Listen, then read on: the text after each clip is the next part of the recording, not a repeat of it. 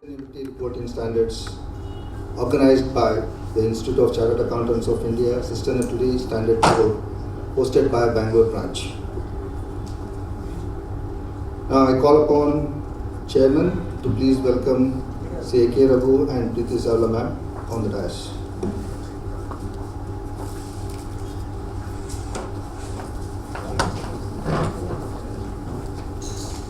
And please offer them a flower bouquet. Good morning, everyone. A very warm and cordial welcome to all of you to this one-day conference on Demystifying Sustainability, a journey towards net zero, organized by Sustainability Reporting Standards Board and hosted by Bangalore branch of SIRS-FICI.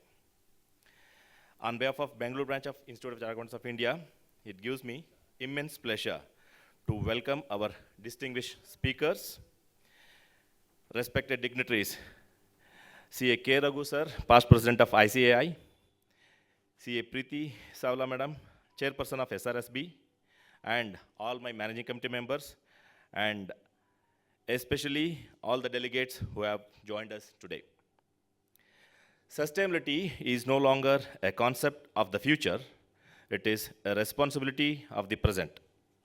As the world moves decisively towards climate-conscious growth, the idea of net zero has emerged not as just an environmental goal, but as a strategic, economic, and governance imperative. Today's conference aims to simplify, clarify, and demystify sustainability, especially from the perspective of finance, reporting, assurance, and decision-making. Chartered accountants have a unique and critical role to play in this journey.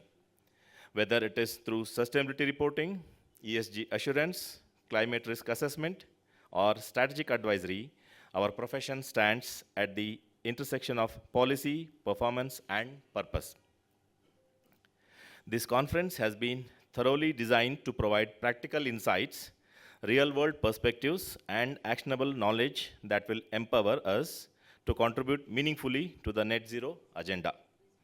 I'm confident that the deliberations today will not only enhance our understanding, but also inspire us to proactive change makers in our organizations and society at large.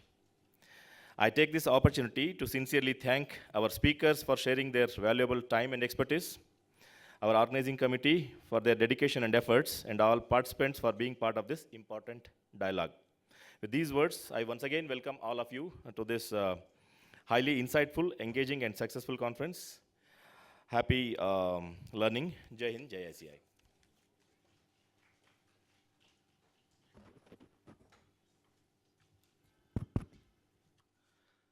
As a tradition, members, we are guests spotting on for the lighting of the lamps. I request the dignitaries on the dais and our speakers to join us along with the MC members for the lighting of the lamp.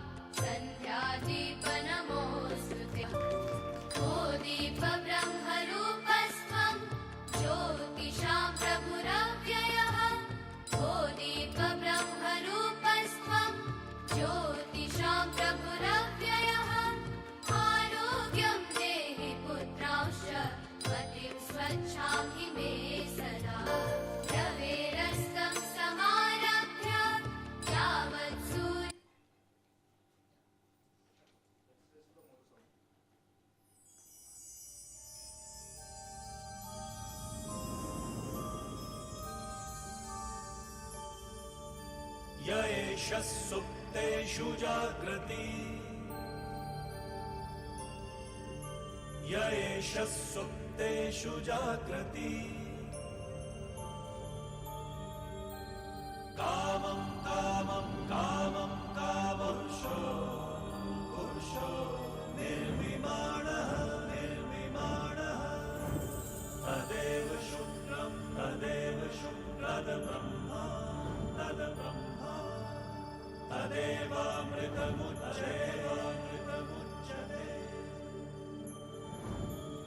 तस्मिन् लोकः शतः सर्वे तदूनात्यपि कश्चन एतद्वैता एतद्वैता एतद्वैता एतद्वैता एतद्वैता एतद्वैता.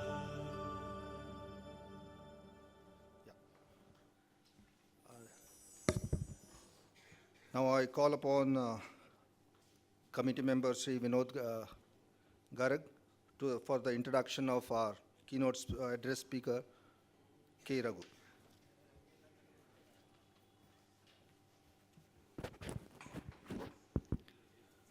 Good morning, Namaste members. It is truly a moment of pride and privilege for me to introduce a distinguished leader, none other than C.A.K. Raghu. C.A.K. Raghu was a former president of ICAI. He is the most distinguished voice of the Indian accounting profession with over 3 decades of experience in audit, taxation, governance, and public policy.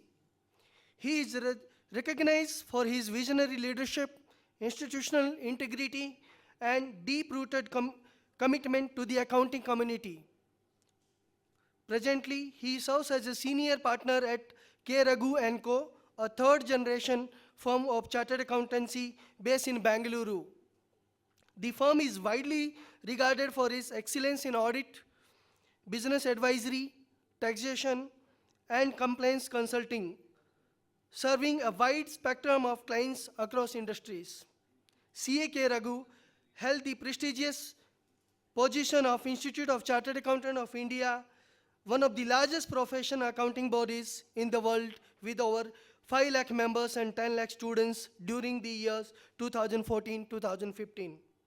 During his tenure, the ICI witnessed remarkable progress in the global outreach, regulatory engagement, and digital transformation. He also served as a vice president of Institute of Chartered Accountants of India for the period 2013 to 2014. In recognition of his expertise and service, he was appointed recently as a member of Appellate Authority under the Chartered Accountants Act 1949, Coast Accountancy Act, and Company Secretary Act by the Ministry of Corporate Affairs, Government of India. The Appellate Authority plays a key role in upholding the disciplinary outside and ethical standard across India professions, accounting and finance bodies.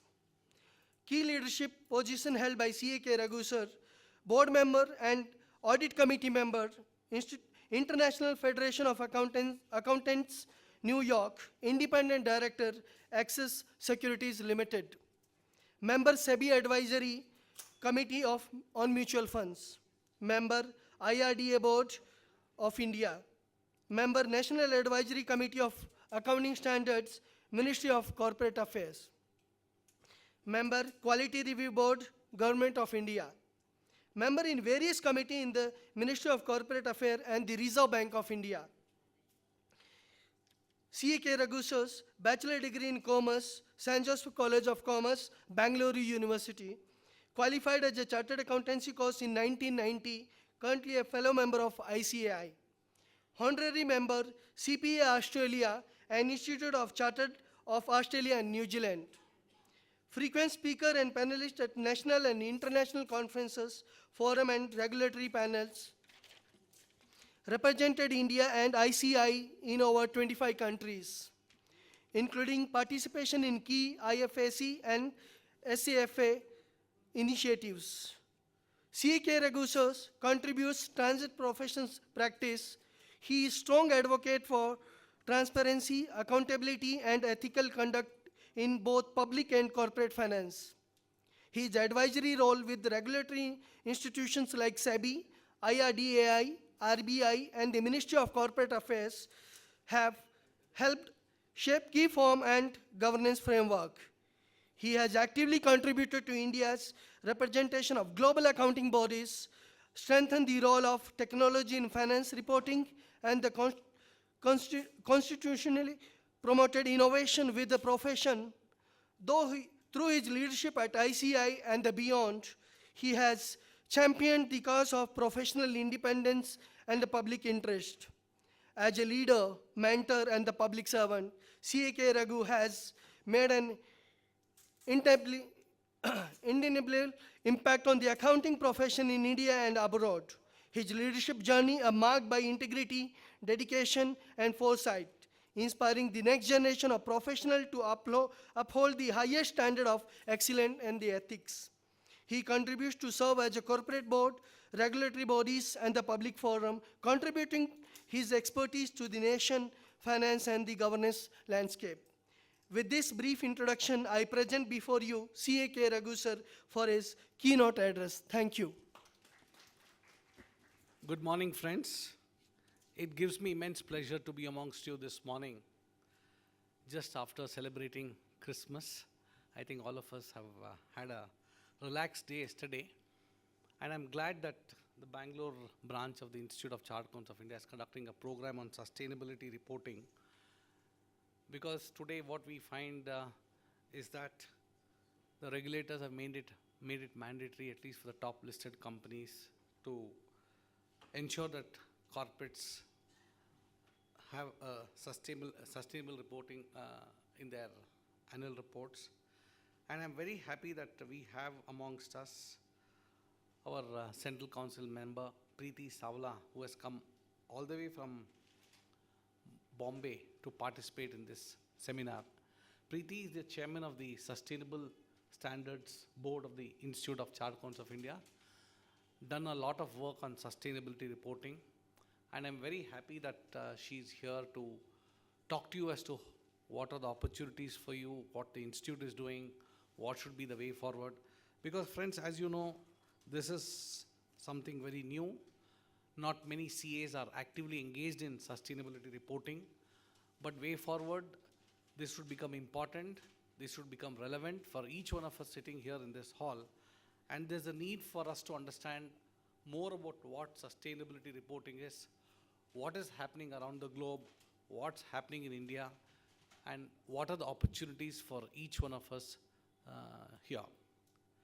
Friends, I will take you through a small presentation to talk to you about what sustainability is. In 1987, the United Nations Brundtland Commission defined sustainability as meeting the needs of the present without compromising the ability of future generation to meet their own needs. I think it's a very popular statement when we talk about conservation of natural resources. Why is it we talk about conservation? So that the future generations also have the benefit of these natural resources. We always say that it's essential for us to keep in mind the requirement of the future generations. So the three key pillars for sustainability is protecting the environment, which I was just talking about, protecting natural resources. Then social, ensuring social equity, justice, and economic, that is promoting economic growth that is sustainable and inclusive. These are the three pillars for sustainability.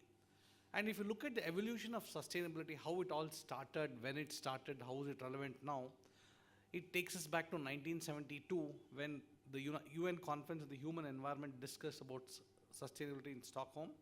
87, we had the Brundtland Report. Then 92, the Earth Summit in Rio de Janeiro. 97, Kyoto Protocol in Japan. 2000, UN Millennium Development Goals. 2015, you had the Paris Agreement. Then again, you had the UN Sustainable Development Goals. 21, COP26 that was held in Glasgow. 23, 24, we saw the rise of the ESG reporting regulation. This is the evolution of sustainability. And if you see the trend, we see more and more jurisdictions, more and more countries realizing the importance of sustainability. And even in India, all of us have seen how sustainability is, a part of the boardroom agenda. So why are we all talking about sustainability? Why is it talked about so much? Because of the climate changes. All of us are aware of the climate changes that is taking place around the world. Even in a city like Bangalore, all of us have been seeing how bitterly cold it is the last over 1 month. We've never seen so much of cold. At least I've been a Bangalorean all my life. I've never seen such, a biting cold the last 1 month. You go up north, you go to Delhi, we see the kind of pollution that is there, intolerable pollutions. You go to Bombay, we have seen the rains. So climate change is responsible for all of this, and globally we have seen that a lot of changes have taken place. Number two is resources depletion, fastly depleting resources, also creating a challenge, a global challenge, and the growth of the population, urbanization, and where, we've all seen how infrastructure development happens and then trees are knocked off, a lot of greenery is removed because of development. And then we also see investor activism. So what is happening today is stakeholders, whether it's the regulators, whether it's the investors, are demanding responsibility from corporates, what exactly are doing for environment, how much are you spending for protecting the environment around you, what are the goals, sustainability goals of the organization. I think these are the questions that are being asked by investors, by regulators, and as a result of which businesses also see a lot of benefit. If a corporate is involved in a women empowerment program or it's involved in an activity for rejuvenation of lakes, I think a lot of reputation is built up for the company. All of us have seen various corporates around us getting actively involved in sustainable projects, and it will help them to build a good brand for themselves, a good name for themselves in society, ensuring that there's a long-term profitability also. So this is broadly the difference between what sustainability, ESG and CSR is. I think all of us here are aware of how CSR today has made a very big impact for the society. Every other corporate who's mandated to spend on CSR have been doing it across the country, and this is something which we need to keep in mind. So the bottom line, the triple bottom line is that a sustainability framework evaluates performances based on people, planet and profit. This is something which we need to keep in mind. In addition to this, we find today when we talk about sustainability, a lot of projects come to our mind. So just to make it simple for all of you, I was just trying to understand various sustainability projects that are taking place today in India. If you look at environment at E, we have projects like the first one which comes to my mind is the renewable energy projects. We have the National Solar Mission where more than 100 gigawatts of solar capacity has to be created. That is a target of the government. So they want to see how best solar energy can be used, creation of solar parks, creation of solar street lights, solar pumps. The next thing in renewable energy is reducing carbon emission. And I think all of us are seeing around us how two-wheelers have become a big success in India, how four-wheelers have become a success. Most of them are switching over to electric cars, electric scooters to reduce the carbon emissions. And if you see the success story in India, in the automobile space, I think the two-wheelers have done extremely well. Majority of the young generation are keen on reducing carbon emissions. I'm sure you come across any youngster, you ask him whether you want to go for a petrol vehicle or an electric vehicle, he'll say, I want to go for an electric vehicle, because they're conscious about protecting the environment. So the projects around environment is revolving around renewable energy projects. Number two, water and sanitation, providing clean drinking water to citizens, rainwater harvesting, rejuvenation of lakes. All these come under water and sanitation, sustainability project under water and sanitation. And many corporates are spending crores of rupees on simple things like rejuvenation of lakes or providing clean water, providing good sanitation facilities where it's not at all available in many villages. This is the projects, sustainability projects that we have seen under water and sanitation, providing sewage facilities, sewage treatment plants, reusing of water. These are some things. And the third thing which I saw in environment is large-scale tree plantation. I think this is something very easy for corporates to embark upon tree plantation in different communities. And as a result of which we find that many corporates have done a lot of tree planting activities. Even the CA Institute, a lot of tree planting is being done by the institute. And fourth is creating sustainable buildings. Today with modern buildings using extensive air conditioning, today the concept is the architects are designing buildings that are more environment friendly. There's more use of natural air ventilation. If you see some of the new buildings that are coming up in Bangalore, a lot of emphasis is being given not for air conditioning. Traditionally you have a building which is shut on all sides and it's all air conditioned. Things are changing today. So most of these sustainable buildings will have a solar park inside the building, rainwater harvesting, reusing of treated water, and tree plantation. Go to any of the modern campuses, you find all of this being weaved around in creating sustainable buildings. When you talk about social, I was just trying to understand what are the projects that sustainable projects that are there. One is financial inclusion. I've been on the board of a nationalized bank. A lot of money is being spent by the nationalized banks today on financial inclusion. What is financial inclusion? Trying to educate the rural masses as to what banking is, what is a current account, what is a savings bank account, what is equity, how investing in a mutual fund. This is financial inclusion. The Reserve Bank of India gives a lot of emphasis for financial inclusion, and it's a boardroom agenda. Every board meeting, we discuss as to what are the financial inclusion programs that have happened. And I was the independent director on the board of Indian Overseas Bank. We have about 2,500 branches. We used to ensure that all the 2,500 branches conduct programs on financial inclusion. This is a part of the social agenda here. Rural empowerment, empowering the rural women, trying to create, provide credit facilities to them. In addition to providing credit, upskilling them. Another project, sustainable project we have seen. And then village entrepreneurship program, trying to help the village, youth of the village who are free outside the agricultural season to take up some, activity. It could be repairing of mobiles or electronic equipment or multiple things. So trying to empower them.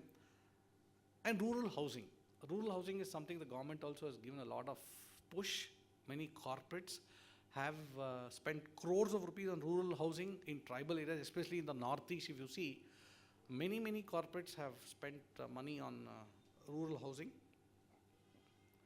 And the last thing is governance. What is the projects which you have seen in governance? I think one of the biggest success stories, Priti would agree with me, is a direct benefit transfer, where the subsidiaries are directly credited to the beneficiaries. Thanks to the Government of India for this initiative which they have taken. I had the opportunity of seeing a presentation on how direct benefit transfer happens, extremely good. And this particular DBT scheme has trying to help people get the subsidies at the right time. Then we have seen the success story of UPI, the kind of convenience you have in making the payments. You go to a vegetable vendor or you go to a airport, you are able to use your mobile right from your morning coffee till your evening snack. You can use your UPI payments. And we also have seen how Aadhaar has brought about a change in the digital public infrastructure, as a result of which governance has improved. And we've all seen the success story during COVID, how the entire vaccination program was digitally enabled. You could go to any center and then get yourself vaccinated, and the entire details of yours is captured, the date of vaccination, the time, everything. And you're able to print a certificate for yourself that you are COVID vaccinated. I think these are all success stories of how government has tried to use digital for ensuring that there's good governance. And corporates also have been encouraged to do this. Corporates, as you know, spent a lot of money during the COVID regime to see that how best they can contribute to the vaccination program. And lastly, Darpan 2.0, where corporates can register on the Darpan portal and they are able to get a lot of benefits. For SMEs, they have a lot of benefits. Startups have a lot of benefits. So Darpan portal is something that, creating a facility, opportunity for entrepreneurs to get the benefits of this. So basically what we have is a lot of sustainability projects are taking place under environment, under social, under governance, and these are very essential. And if you look into the annual reports of various corporates, listed companies, more or less the projects are centered around, all of this which I said, renewable energy, water and sanitation, then planting of trees, women empowerment, financial inclusion, entrepreneurship program. Most of the projects, if you look at it, are centered around this, and this is something which we need to keep in mind. So basically what is happening is that we need to understand what is happening globally. Having understood what the sustainable projects are, globally we see that it is becoming mandatory. It's moving from becoming voluntary to mandatory. We have the International Sustainable Standards Board under the IFRS Foundation, and today climate risk is seen as a financial risk. That is a change which like floods, heat waves, supply chain disruptions, all this are considered as a financial risk, because this is something which we have seen that has impacted many economies around the world, and very rightly India is aligned to what is happening globally. We have moved to a scenario where SEBI has mandated companies to have sustainable reporting mandatory. Then we have what is known as the BRSR, that is Business Responsibility and Sustainability Reporting, where all of us would be involved. That is why we are here. You might ask me, okay, fine, Raghu, what is it? What is the role for all of us here? And when you talk about BRSR reporting, you also need to understand what is happening around the world, what are the global sustainability standards, Indian sustainability standards. You need to understand, because you'll be working with global clients, you need to understand cross-border reporting and assurances. All these are very important. So it is essential for you to keep in mind that when you are involved in sustainability reporting, providing an assurance service as a chartered accountant, you need to ensure the data is reliable. The data in which you are preparing your report and giving a report should be reliable. And you should be able to measure the data. That's also very important. Try to see whether the adequate internal controls are placed in the organization to map this data. And finally, as an accountant, you need to give assurance to the management, yes, this is what has been spent, this is how we have gone about measuring, and you give a sustainability report, which will help the stakeholders, like investors, to understand what the company has done for promoting ESG. So we are called upon to provide advice to corporates on how to implement sustainability projects. And for this, I think the role for all of us here, these are some of the framework used: GRI, Global Reporting Initiative. Then we have the Sustainable Accounting Standards Board, with Priti will talk about it. Then we have the Task Force on Climate-Related Financial Disclosures, Carbon Disclosure Project, International Sustainability Standards Board, Integrated Reporting, and Business Reporting and Sustainable Reporting. So these are the emerging trends. We have the European Union talking about mandatory ESG disclosure for companies from 2024-25. In US, we have the mandatory reporting on climate-related financial risks, and IFRS sustainability standards aim to unify all the ESG disclosures. And as I was saying earlier, we have seen that a lot of changes have happened.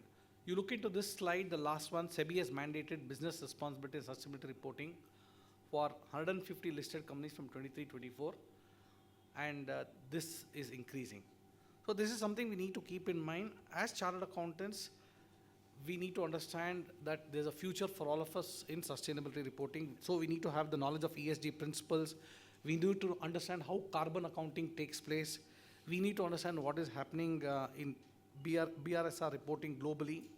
So we also would be asked, if you're working in a company and your company is implementing ESG, you will be asked to help them to implement the right kind of metrics that are required in the budgeting of the organization, then creating the kind of internal audit and compliances so that you're able to map, and finally performance measurement. I think this is something which as chartered accountants need to do, and we need to ensure that there's proper credible reporting and the data is ready for audit under ESG.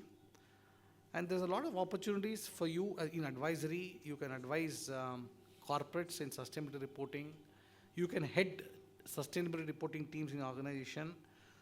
And yes, technology plays an important role, because technology helps you to map the data as to how things have happened, how the entire ESG data platform can be tech-driven using AI. So there are a lot of opportunities for each one of us sitting here. If you're working in an organization, if you're practicing CA, I think there's something which we need to keep in mind. But having said this, I can only say that this is just the beginning of a long journey, and way forward. Not only financial reporting, no doubt, is important, but non-financial reporting also is gaining ground, and sustainability reporting. Those of you who are the early, you can say, people who are trying to understand this, you will be the biggest beneficiaries, because when we talk about sustainable, no one is interested. You have a tax seminar, the entire hall is full, and the chairman is busy organizing more and more chairs. But when you talk about sustainability, yes, response is lukewarm, but that's fine, because this is gaining ground. People will realize that they need to understand more about what is happening, how we as chartered accountants can play a role. Wishing good luck to each one of you, and I'm extremely thankful to the Bangalore branch, Mr. Manjunath Hallur and Mr. Tuppad, and also the managing committee, Mr. Sri Raksha and Mr. Garg, who are here, and Jane, for the good work they're doing. And 2 weeks back, I was with the Bangalore branch again inaugurating the GCC seminar. All of you are aware GCC is gaining ground. We have seen the startup growth in Bangalore, and then we are seeing the GCC is growing very fast. More than 400, 500 GCCs are there operating in Bangalore that organize a very good program as to how CAs can play a role in GCCs. We had another program on CFOs for the Bangalore chapter, and the Bangalore chapter is doing extremely well, one of the largest branches in the country. And I'm proud to be a part of this branch. I also was the chairman of this branch in the year 96, and then went up to become the president, and I feel happy and proud to be amongst all of you here. And thanks to Priti for having taken the lead, having got up early morning from in Bombay and taking the morning flight and coming here. I'm really thankful to you, Priti. Thank you very much.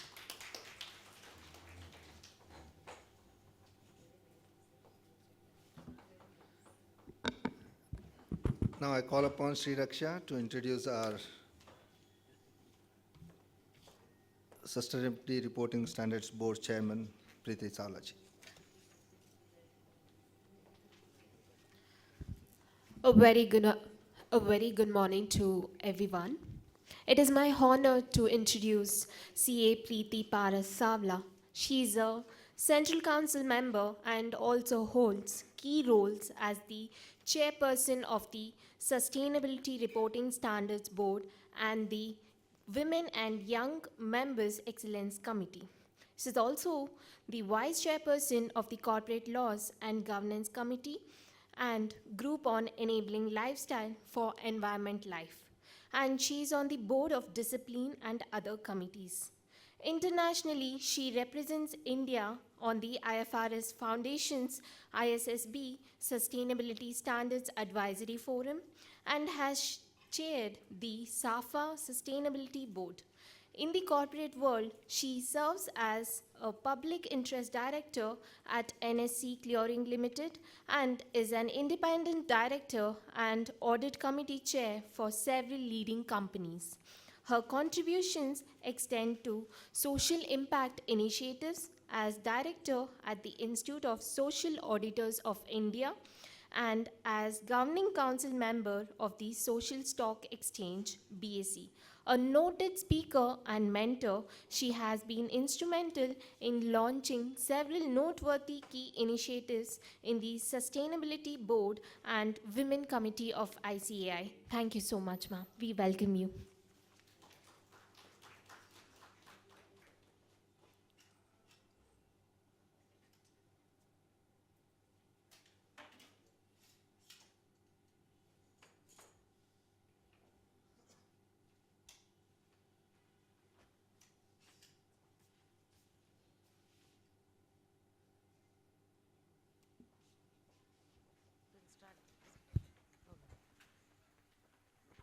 Good morning, everyone.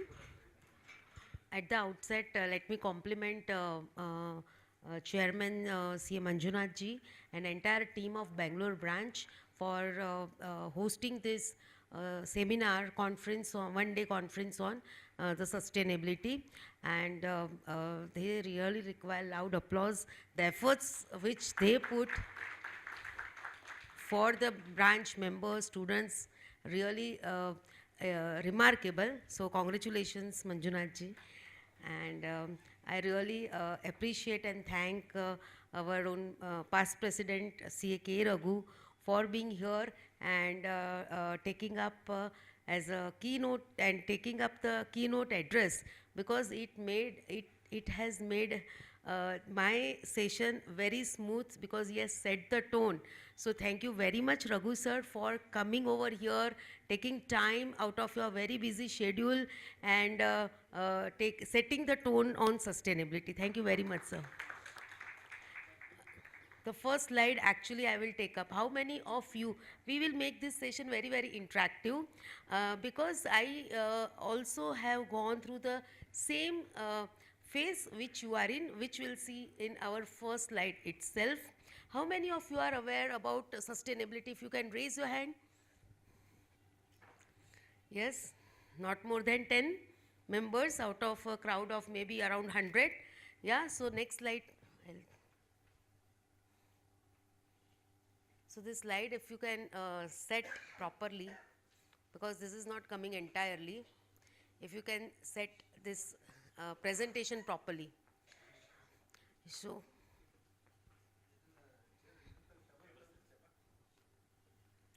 this entirely it is not coming, this slides, presentation.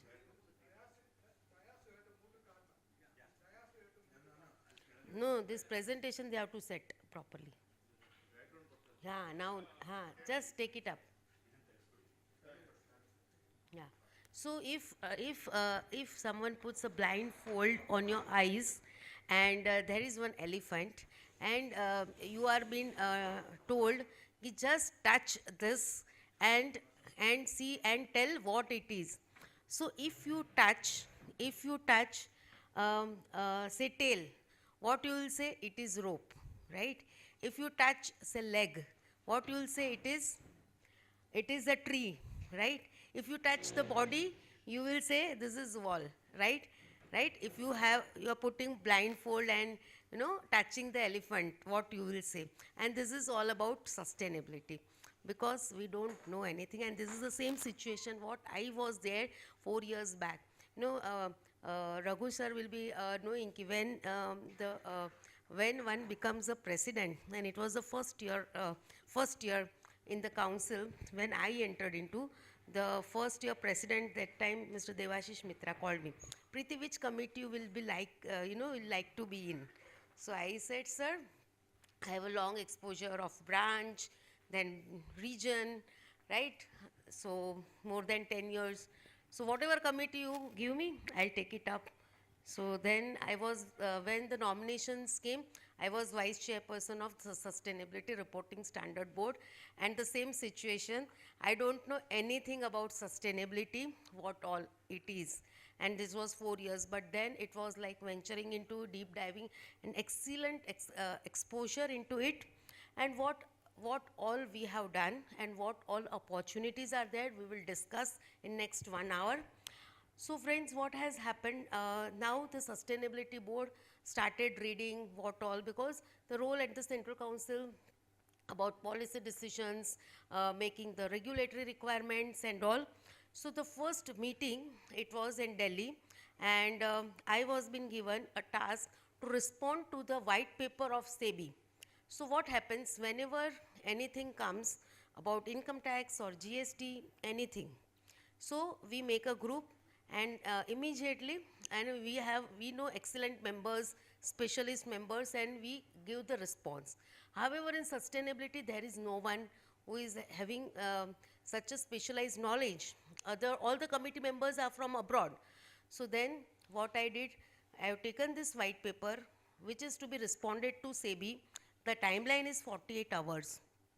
Taken the printout, and read in the morning, woke up at 5 o'clock, read this paper twice, about 25 pages, made the remarks. Next day, I went again, had a meeting with 2 members of the committee, one from some US and one from some Africa, and then responded this white paper to SEBI. What all this white paper was containing? This is all about the sustainability reporting, ESG rating, and at that time we have responded that this area should be open for chartered accountants and our members, and immediately lot of dialogues and interactions started with SEBI, and friends, the work what we have done as a committee, the area is open, and first time in the history of ICAI, the name of Institute of Chartered Accountants of India is there in the notification circular of SEBI also, and that is all how we have actually worked upon. And we will see next slide. Friends, the first video which I have seen is 2 minutes video, whether nature require people or people require nature. Yes? Nature require people or people require nature? Huh? But people require nature, no? Yes, yes or no? So we have seen, like, we have heard only about dinosaurs. Has anyone seen the dinosaur? We have only heard about it, right? And now we are hearing that the various species of lion, tigers, animals are going away, right? Our next generations will only hear about these animals as we are hearing only about dinosaurs, yes or no? So it is very, very important to save nature, save all, for otherwise our future generations will not survive. Are you on the same page? And that is very important, and that is nothing but sustainability.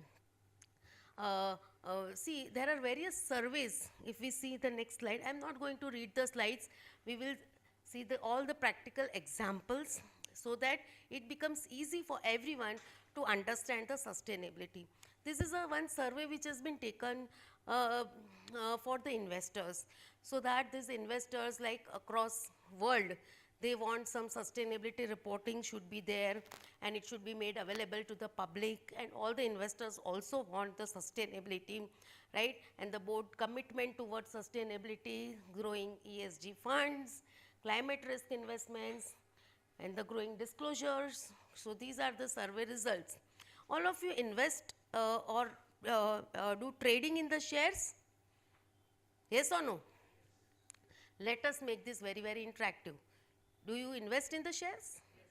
Yes, everyone actually invest or make trading, shares trading.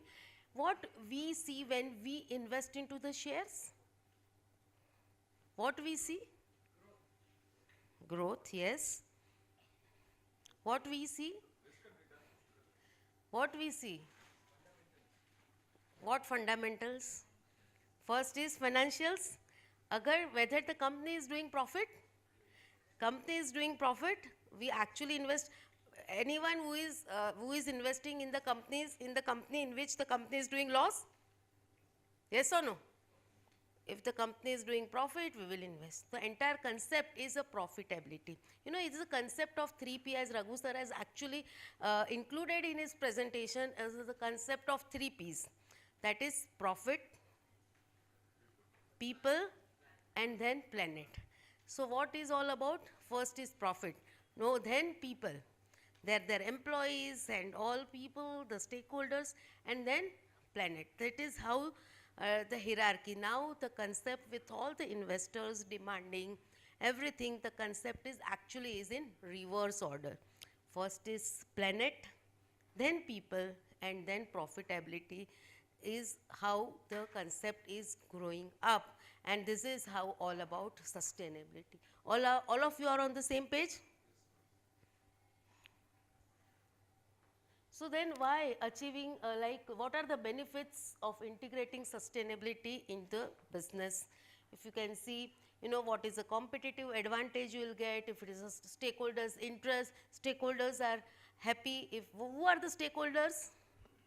Any 5 stakeholders, if you can name? Right? Regulators, vendors, employees, investors, yes? So these are the stakeholders. So stakeholders are happy, right? The board diversity is there. Then the risk management, company is becoming future ready. Investors are happy. So there are various advantages of the sustainability.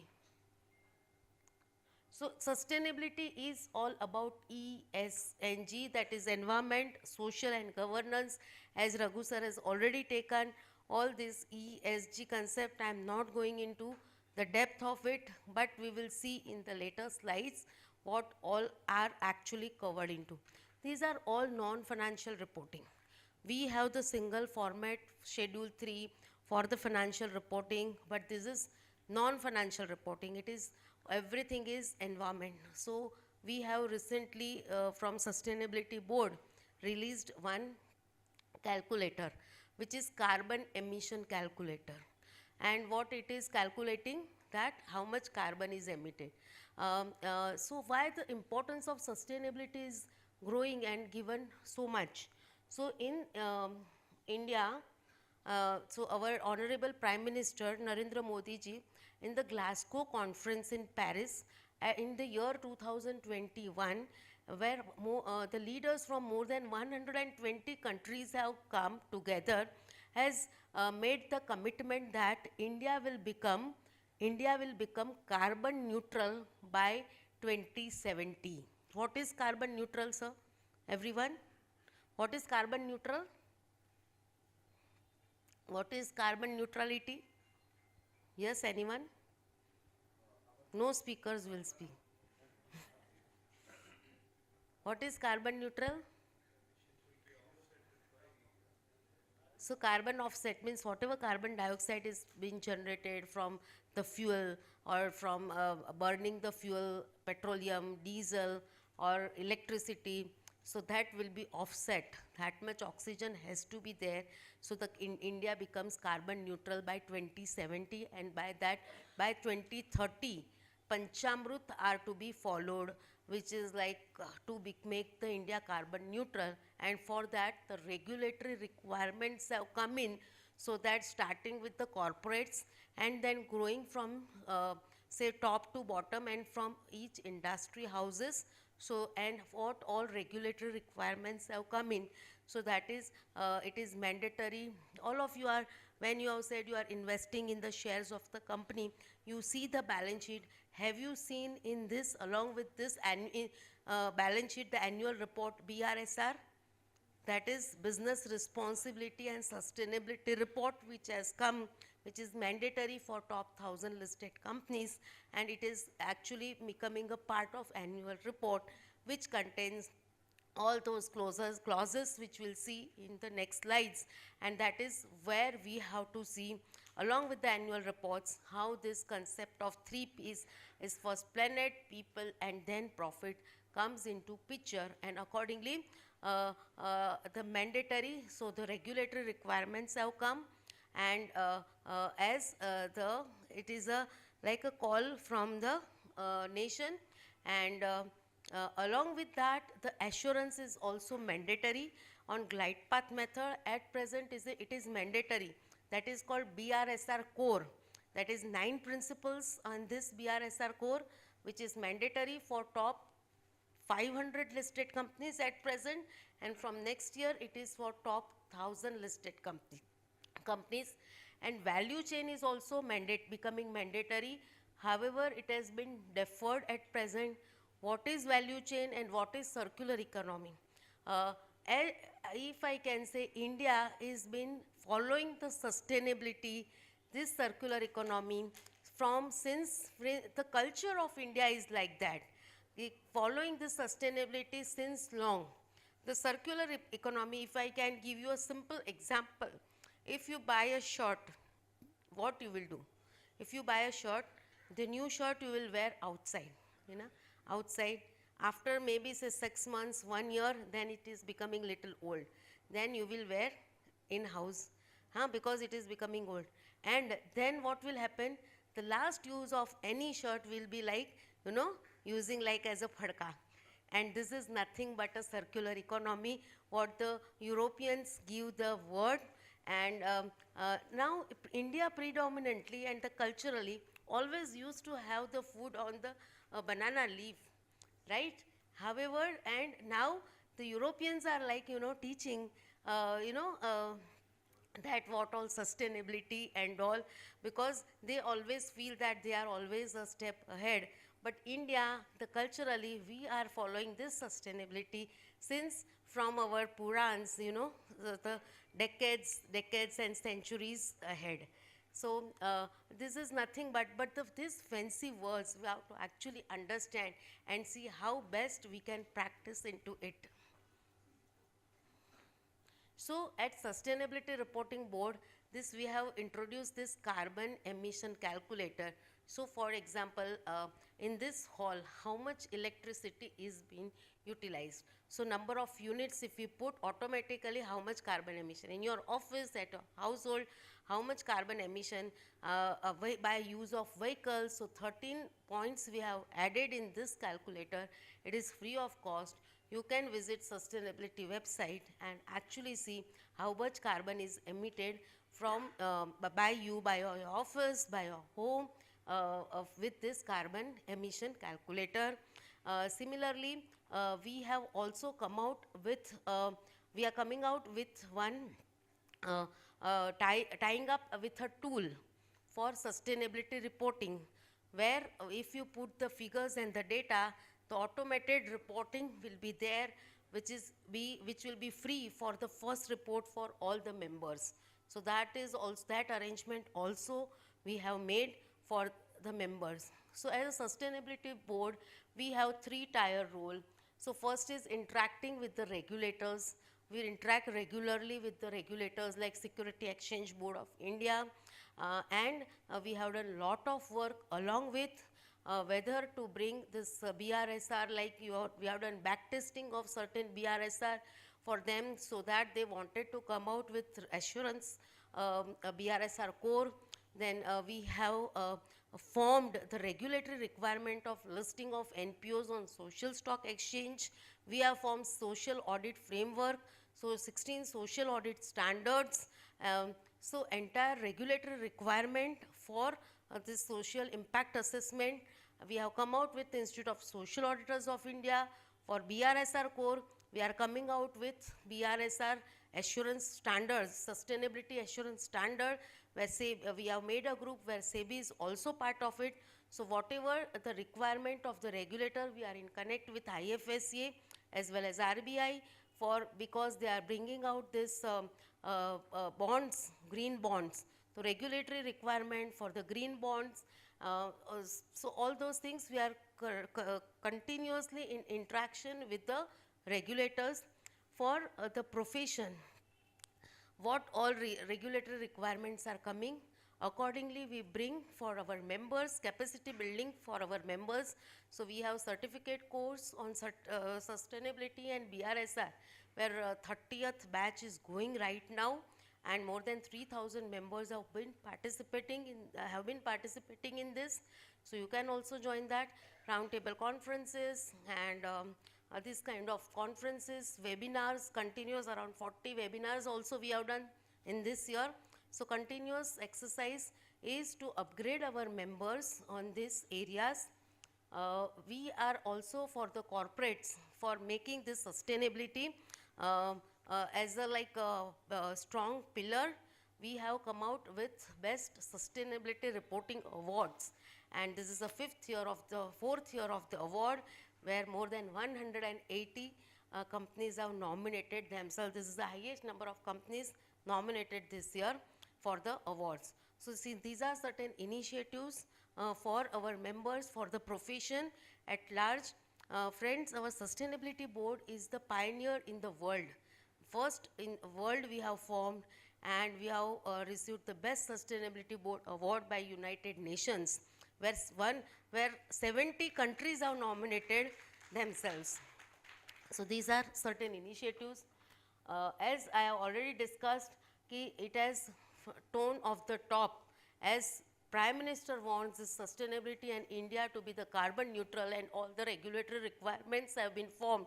And Security Exchange Board of India made it mandatory for these top 1,000 listed companies from 1/4/22, and you are seeing in all the annual reports this BRSR is also been there. In fact, after this our BRSR, the IFRS Foundation has come out with sustainability reporting, that is S1 and S2. So we are much ahead. India is much ahead. I am also part of this International Sustainability Standard Board, where they are talking now about this S1 and S2. We have also introduced. So these are, what is this BRSR? If you want, I can run through this. You can always go through this annual report, but it is forming in 3 parts. If you want to actually practice, this is a very good area of practice, where very, small number of members are there. It is of like, 3 parts, this BRSR. One is like general disclosure, management disclosures, and principle-wise disclosure. These general and management disclosures are like, 1 or 2 pages only, which contains very general information about the promoters of the companies, the business of the companies, the location, the board composition, all those things. However, the principle-wise disclosures are important. They are into 2 pillars. One is essential, which is mandatory, and other is leadership.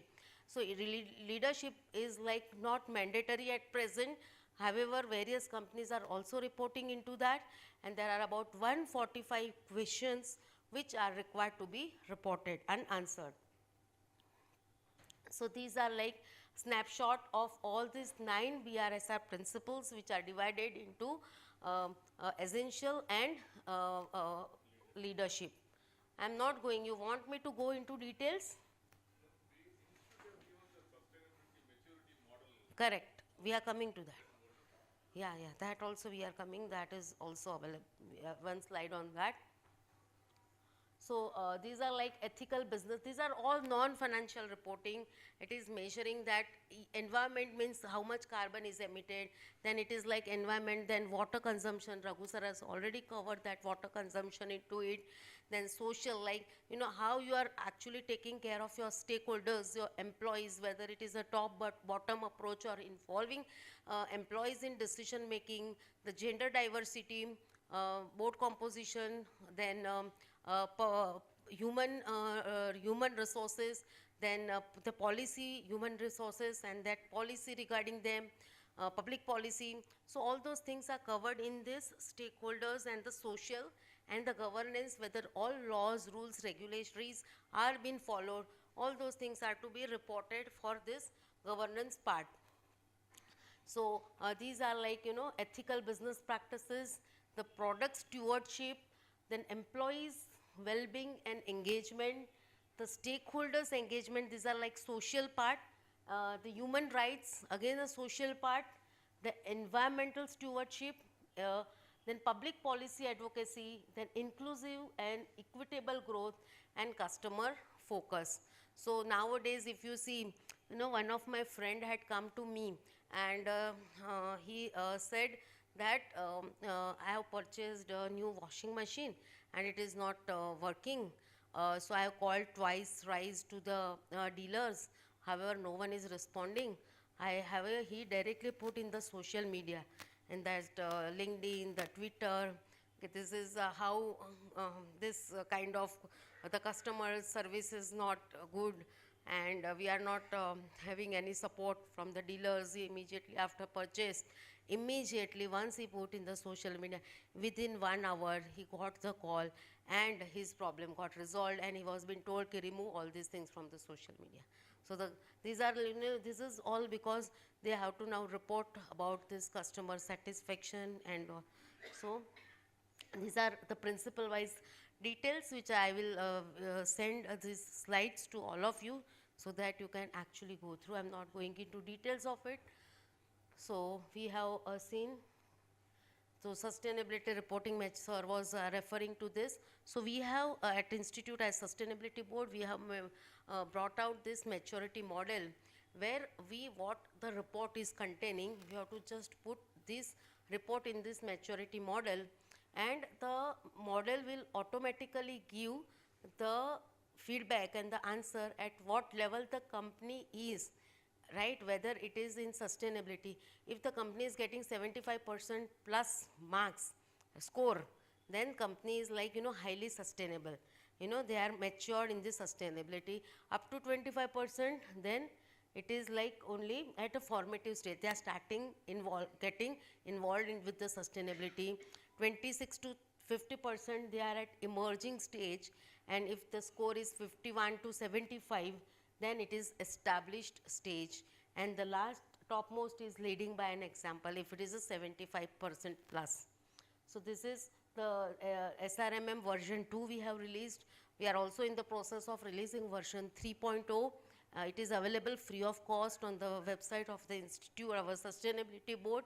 One can actually go and understand. No, it is not mandatory.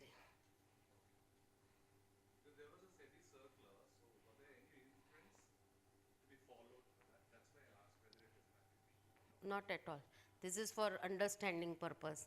This is for our members' betterment we have actually taken up. Yeah, so this is the next concept which is on social stock exchange. Friends will take up. If you have any question on sustainability, you can ask right now also. Very few members in Bangalore also, I know some firms who are actually practicing into sustainability.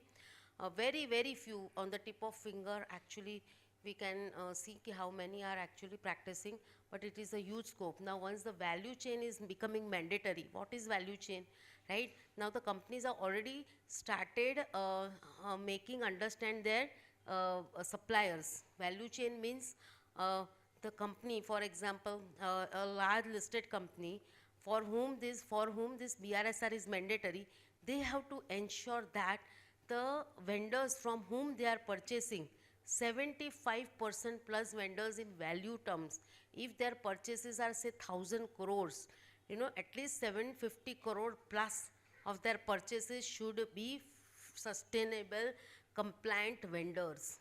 And these vendors are all small and medium enterprises which are our clients, and we have to see that they are compliant with them, and where this is now deferred for a year. So it may become mandatory from next year onwards. So we have to upgrade our knowledge to ensure that they are also becoming this sustainability compliant, so that they can serve to their big companies. So then, and that is how this is very important area to come in. World over there are various, like Raghu sir has covered in his presentation, world over also now it has become a global village, and GCC, maximum GCCs are operating from Bangalore. And if you see, these GCCs are also into the sustainability practice. Other than GCC also, like, various world over, rather than India, world over, the requirement of sustainability reporting is much larger space, and they are offloading their work to India if they are having this kind of knowledge. It's like sustainability reporting, GRI, then TCFD, sustainability accounting. So all this carbon accounting, all these are very important, and from GCC countries, from Dubai and nearby Gulf countries, lot of work is actually, from European countries, lot of work is there, and which is coming to India. And whenever we talk, say they are getting the work done from these GCCs. So this is one of the best area to actually come in and practice. So this is all about sustainability reporting. Yes. Sorry?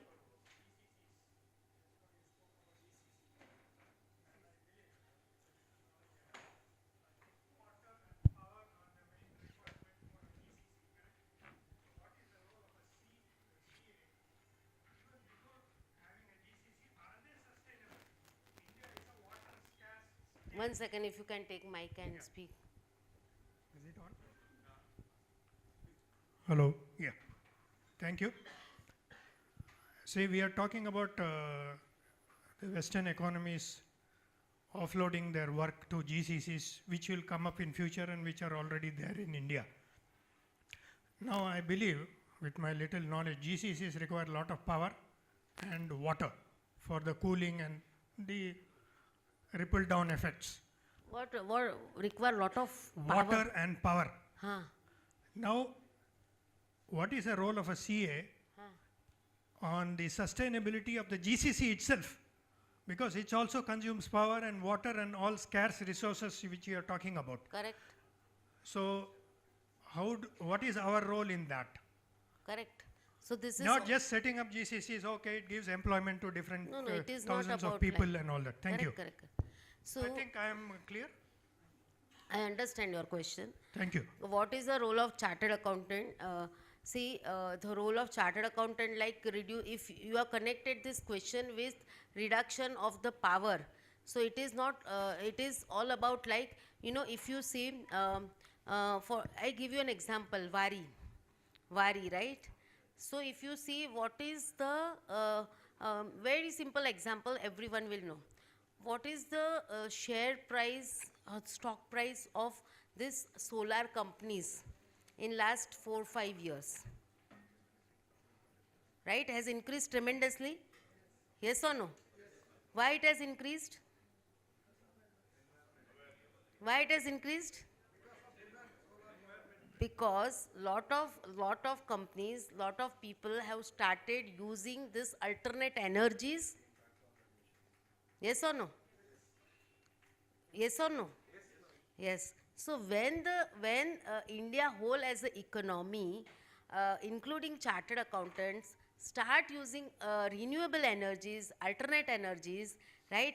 Automatically the use of this alternate energy is increasing. And this is how that will be utilized for that also. For our C offices, if you buy a building, Raghu sir has said that if now a new buildings are coming with lot of solar power already there, and this is how the role is actually, and alternate energies are coming. Even we are already announced that in next by 2030, 50% energy should be alternate energies, renewable energies. I hope I have answered your question, sir. Thank you. Yeah. So, any further question? Yeah.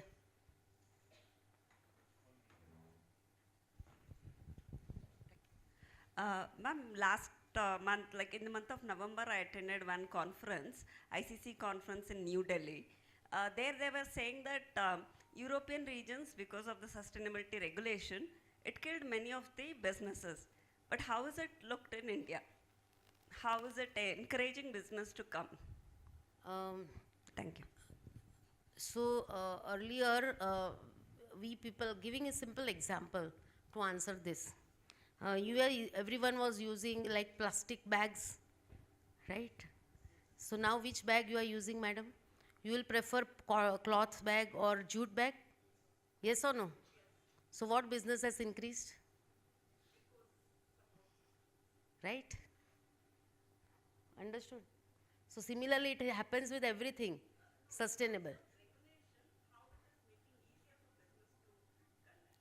See, it is very, very difficult for the companies. Now I'll tell you, like old companies, old plants, machineries, everything is old.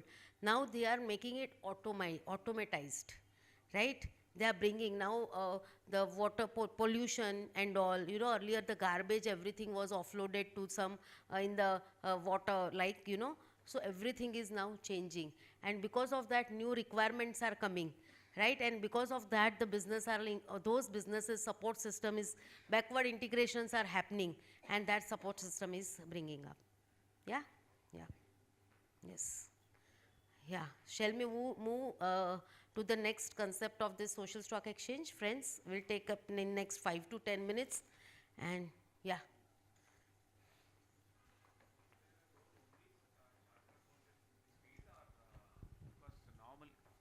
Is there a role in this sustainability reporting only for chartered accountants, or don't you think more than we It's being competent, Yeah, I'll tell you. engineers and Correct. I mean normally I'll come to this. It is this sustainability reporting or the sustainability is a professional agnostic.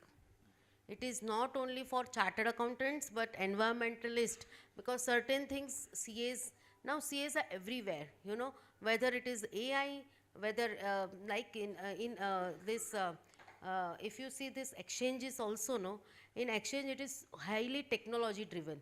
In technologies are also CAs are heading. In technologies also CAs are heading.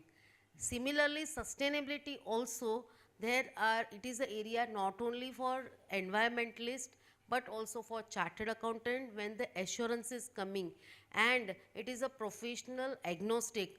Anyone can actually do, there is no restrictions for others also to do sustainability reporting or sustainability assurance. We are in talk with the Security Exchange Board of India. Once this assurance standard is coming, when actually CAs are doing the assurance, when the CAs are doing the sustainability assurance, they are under the net of disciplinary. However, if others are doing environmentalist and all, they are not regulated, and that's why we are also thinking to have a Section 8 company which will be regulating all these sustainability assurance providers. Right now, what we can do, we have that standard to rely on the work of an expert, right? So we can hire or we can get the work done from others in on any of the requirement, if required. Now, if you say what exactly is the role in terms of assurance from a chartered accountant in this sustainable, say, let's assume we are trying to give a sustainability reporting as per particular standards or as per particular requirements. Let's assume we are trying to give reporting. Okay, now when we are trying to give reporting, there are a lot of key technical terms and key technical values which we will have to plot it or bring it into your reporting. Correct. Those things, those things. So there are two ways into this. Either you can hire. See, there are two things. Either you can upgrade your knowledge for that to become a sustainability expert. Option two, you can hire people in your office to support this sustainability assurance, or you can rely on the work of others, you know, get the opinion or get the details required from others. We have Muskan who will be dealing in detail on this also. But you can rely on the work of an expert on this and accordingly take the assurance to be done. No, you are actually Yeah. explaining from perspective from our side. Huh? I mean, you are actually talking from the side of our profession. Huh? I am actually asking from the side of the clientele who is going to hire us. How does he look at us? So they are hiring, no? Now statutory auditors are also doing BRSR core. You have to prove that you are able to do. You have to prove your expertise. No. Okay. Fine. Yeah. Then you can do that. Okay. I hope you are. So I can add little more value to this point. See, whatever is measurable, that can be monitored, that can be controlled.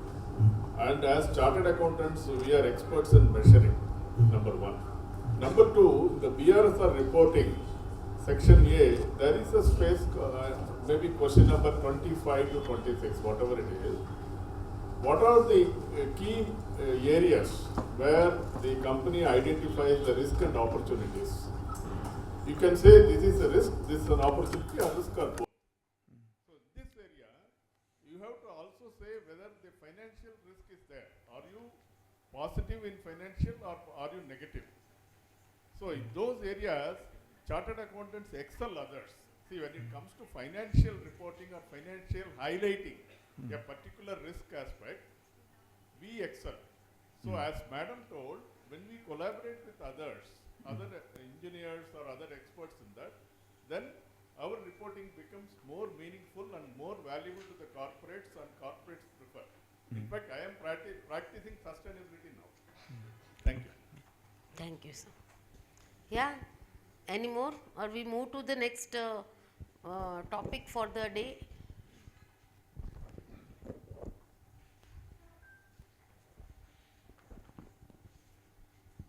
I would like to add up a point with respect to the question early member had asked. Like there is something called as carbon credits, the concept where the carbon credits are traded now. Actually, I don't know officially traded or unofficially traded, but a member may be a participant in ascertaining how much carbon credits can be accrued for a project. For example, now big industries want to set up industrial plant, then they need to take a approval of the pollution control board. Without carbon credits, What like is your question? fossil- Can you please come to the question first? No, I'm just adding up to the point. Like how is CA involved? What is Yeah, the yeah. role of chartered accountant? Perfect. Thank you so much. I think now more and more interest is coming amongst the members, amongst the participants. in the Carbon credit in sustainability. itself is a huge opportunity for chartered Correct. accountants. I agree. Correct. So we move towards this next point, next topic for the day. Next 5 to 10 minutes, let us take up on social stock exchange. Ma'am, 1 second. I just want to differ on this actually. The carbon credits, whatever which a company accrues, it can only monetize. That's all. Beyond, I don't know what is a role or what is the opportunity There are various here. other roles actually in carbon credits, certification of carbon credits, how it is generated. And now see, for example, tree plantation. I'll give you a small example. Tree plantation. Now we, when we say at institute level also, what we have done this year for tree plantation, all the branches, this Manjunath ji will also agree with me, and lot of branch chairmen have approached me, madam, you have done, made it so tough. See, we want tree plantation to be actual tree plantation. Now what we are saying, no, we don't want only photo tree plantation.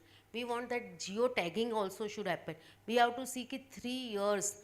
3 years the tree has to, if the tree is surviving for 3 years, it has to be like, given proper water, and it has to be maintained for 3 years, then only it will actually grow.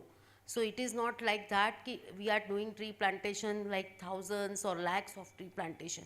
So there are various opportunities for the small tree plantation initiative also. So let us not go into the details it is only monetized but for carbon credits also, like how the carbon credit is generated. There are various types of carbon credits also, right? And there are various opportunities in that also. Okay. Yeah. So this time we have made, sir, geo-tagging is required for tree plantation. So that we have to see it is growing. So let us go to this social stock exchange. So in 2019, our Honorable Finance Minister in the budget, it has announced that there has to be the social stock exchange. And all of your friends either doing audit of charitable trust or a trustee, yes or no? Everyone, please raise your hand. Yes, various members are either advising trust, Section 8 companies, or part of the trustee. Majority chartered accountants are treasurer in any trust or the auditors, right? And this is my experience across India.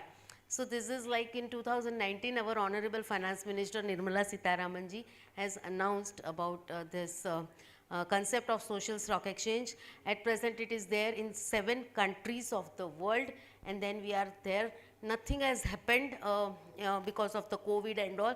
And fortunately, when I became a member of the sustainability board, chair, vice chair, at that time, the concept has come in. And friends, we have put lot of efforts for bringing, bringing this regulatory requirement for social stock exchange. So what is SSE? Everyone knows about 2 exchanges, Bombay Stock Exchange and National Stock Exchange.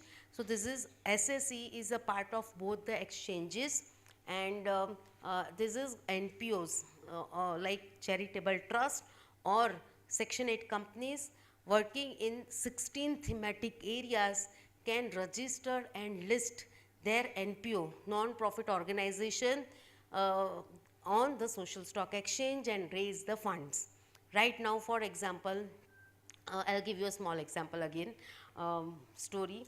Right, for example, Raghu sir is there, is trustee in a school which is in backward area, and Manjunath sir, one day, Manjunath sir is like, want to do some charity. He went to Raghu sir's place, I want to do some charity, and I know, because I know you, if I give you the funds and donation, then the funds will be actually utilized for the purpose for which it is given, and that's why I am giving you this, a donation. The donation for one child to for 1 year to get, education is the 25,000. So he is adopting 2 children and giving 50,000 donation for year for adopting these two children. Now, what happens? Raghu sir is having this trust and having passion to actually do this charitable activity for whole lot of this really needy students in that area. However, always there is a shortage of funds, right? Now, because he knows Manjunath sir, other committee members and all, he is getting, or the members and the nearby in the Bangalore area, he knows someone from South, someone from, across India.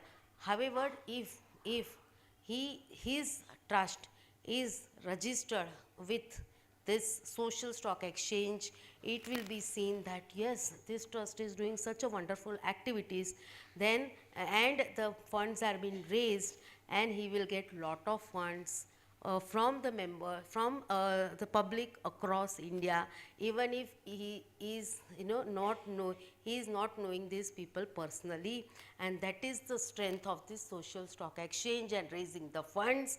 So the trust should be 3 years old trust, and it has to be operating in this 16 thematic areas.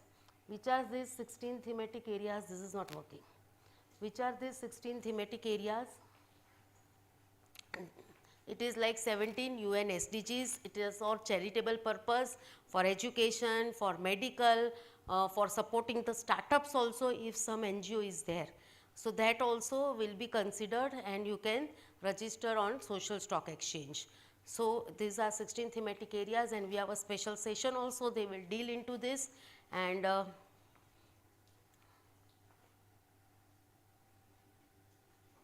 so this is 16 thematic areas. If your trust is into this 16, either of these 16 thematic areas, for say eradicating hunger, poverty, malnutrition, the healthcare, education, gender equality, environment sustainability, then protection of national heritage, art, culture, rural sports, national Paralympic sports, incubators, like startup incubators. So these are 16 thematic. I will share you the slide. I am not going into this details. The trust cannot be charitable, trust cannot be religious trust, or corporate foundations are not allowed. How to raise the funds? It will be in ZCZP. So these are like, these are certain improvements are also happened in this. How to raise the funds? So now it can be raised either year wise or project wise. Suppose now, for example, Raghu sir is saying ki now I have one school is running very satisfactorily. I have to have another school in the same trust in nearby vicinity, nearby area, then and the funds required are 2 crore.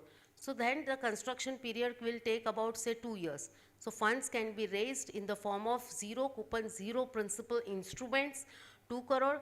Anyone can join by 1,000 rupees also, and the life of this instrument will be for 2 years.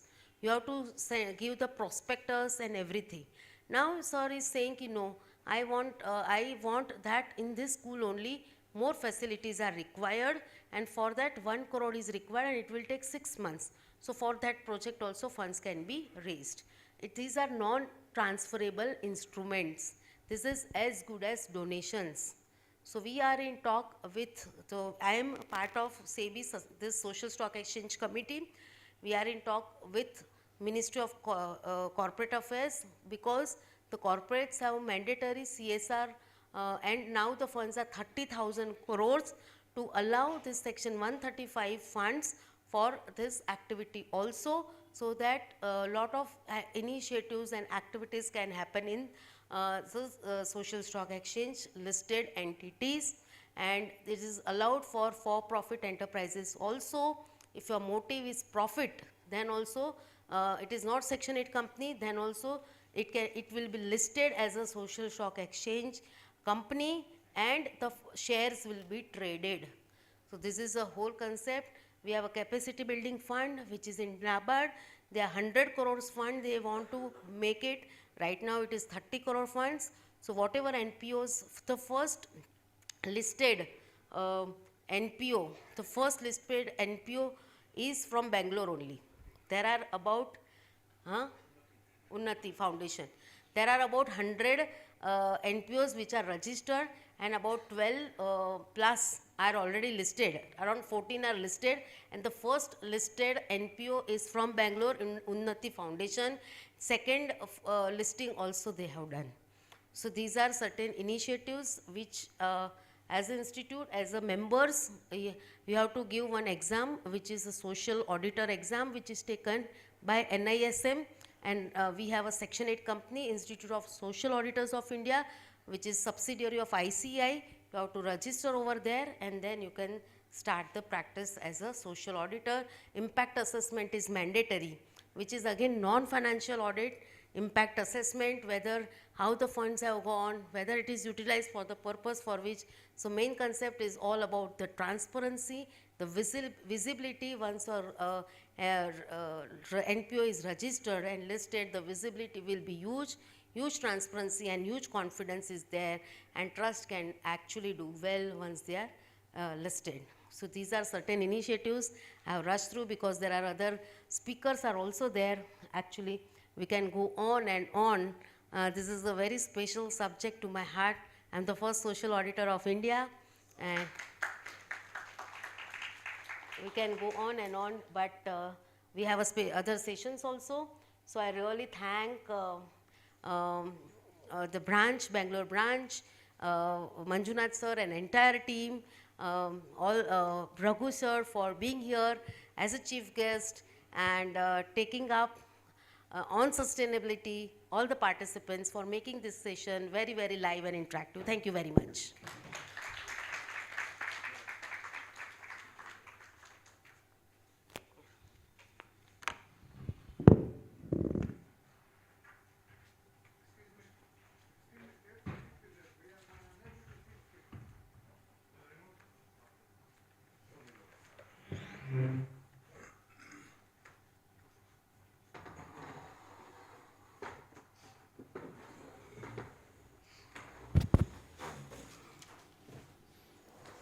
I request the chairman, Raghu sir and Priti ma'am to come on the dais, please.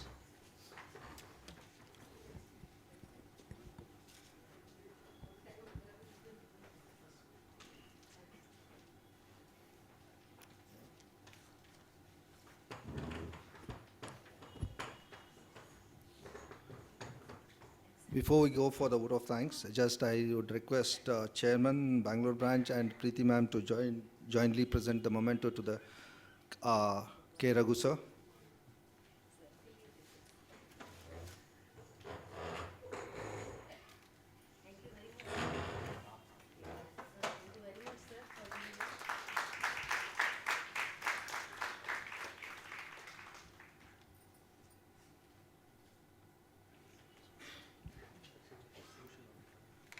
Members, I, on behalf of the Management Committee, Bangalore branch of ICI, I thank CAK Raghu, past President ICI, for accepting instantly to give the keynote address and sparing his valuable time for the cause of the members and the fraternity at large. I thank CA Priti Savla, Chairman, Sustainability Reporting Board Standards, ICAI. I yet again thank her for speaking on the demystifying sustainability and opportunity for CAs. I thank the chairman, CA Manjunath M. Halur, for giving the welcome address and scheduling this one-day conference on demystifying sustainability, a journey towards net zero, at a very short notice from the ICI. I thank all the members present here this morning. I know you have not just come for the CPA, but to learn and establish yourself and your firms in the reporting. I thank my committee members, staff, and this API Bhavan for allowing us to conduct this program.